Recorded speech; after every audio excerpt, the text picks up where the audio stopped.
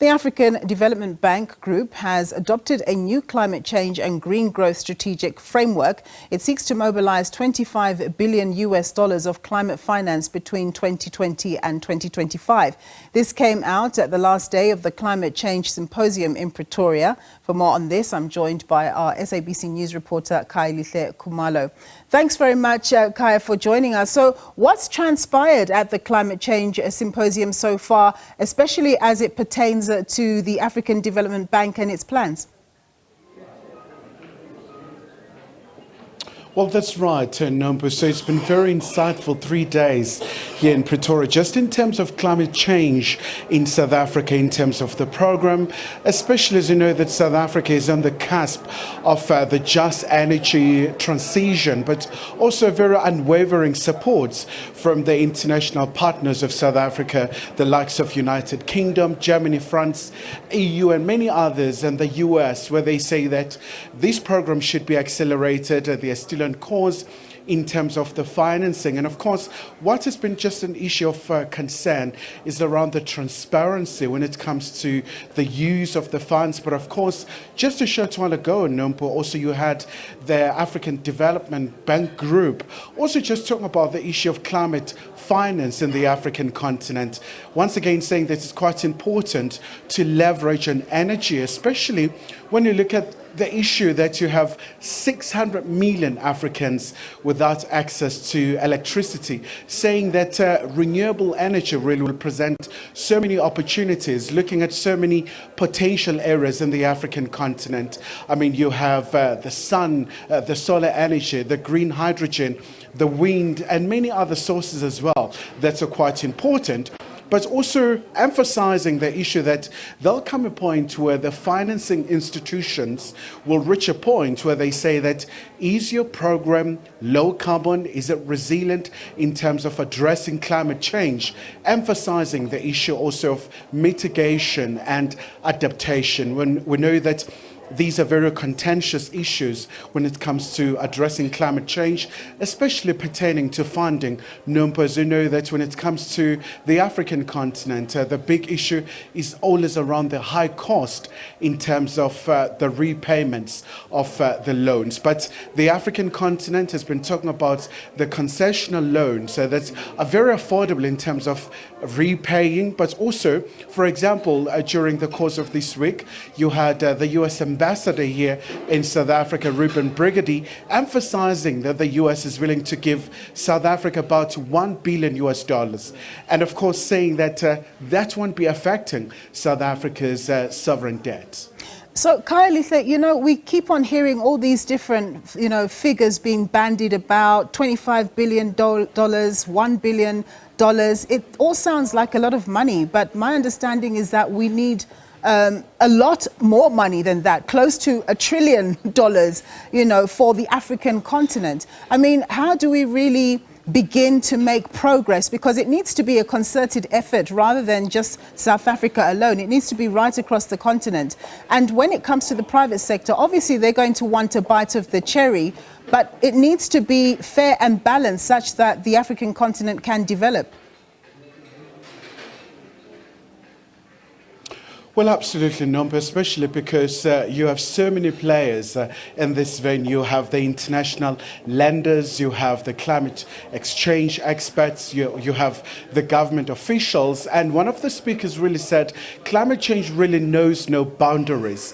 I mean, we look at the impact of climate change, what you have recently seen in Cape Town, where even the port of Cape Town was severely affected due to the adverse weather conditions. And that was a point also that was emphasized by President Cyril Ramaphosa, saying that it's absolutely important to address this issue. It requires collaboration with the private sector, with the public sector, the civil society as well, especially because if you talk about just energy transition, you have those communities in Mpumalanga who are really on tenterhooks where the jobs are really at stake. So, but also in terms of the issue of tapping into the green jobs as well, the opportunities that are presented by a green economy. So that's another very important issue that has been really just stressed here, number. But like you just alluded, for example, the African Development Bank Group spoke about 2.5 trillion US dollars that is required for Africa from, I think they talk about the period from 2020 all the way to 2030.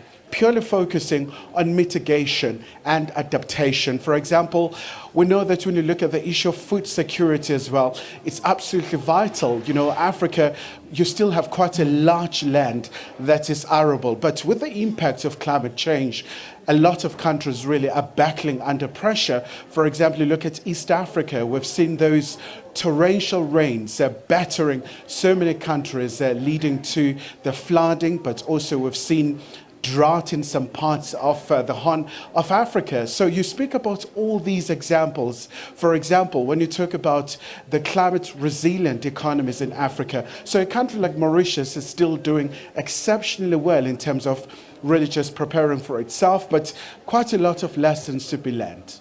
And then lastly, Kaya, of course, we know that the international team does tend to attend the COP meetings, you know, annually. What came out of that? Just remind us in terms of what the developed countries are going to be doing in terms of assisting developing countries with dealing with climate change, because obviously they enjoyed industrialization and the benefits thereof on the back of, you know, churning a lot of CO2. And now we're being requested on the African continent and other places to slow down, and yet our development is not yet where it should be. That's a very interesting question, Nampu, because on the very day one of this particular gathering, that statement was raised by President Ramaphosa, where he spoke about a raft of commitments that are made from time to time at the global platforms, whether you're talking about COP26 all the way back in Glasgow in Scotland, where South Africa really undertook to embark on the just energy transition, but saying that it's absolutely important for the industrialized countries to make sure that they do honor these commitments, especially when it comes to the massive pledges that are made when it comes to the financing, especially around the climate change, especially because this is a very big issue, not just for the African continent, but for the entire globe, where the impact is really felt, especially where you talk about the African continent, when you look at the contribution of the carbon emissions as a least contributor, but when you look at the very severe impact of climate change, it's quite disproportionate. And really just there's a clarion call as well for this symposium to find solutions in terms of also understanding for the private sector, really that they have a very massive role to play.